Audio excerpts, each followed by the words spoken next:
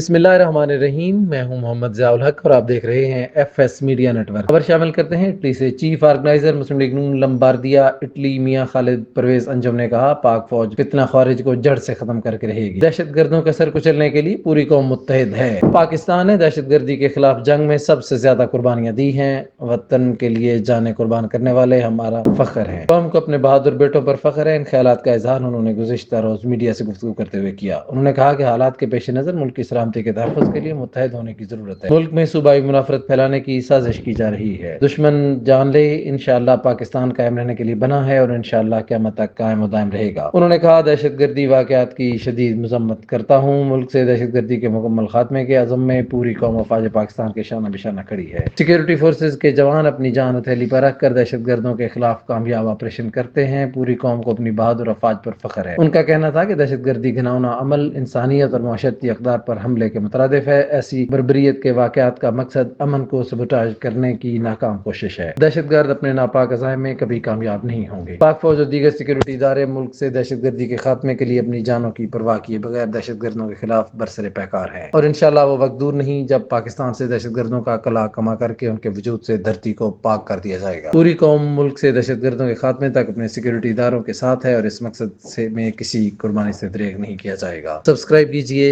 F S media network اور دیکھتے رہیے تازہ ترین تبصرے اور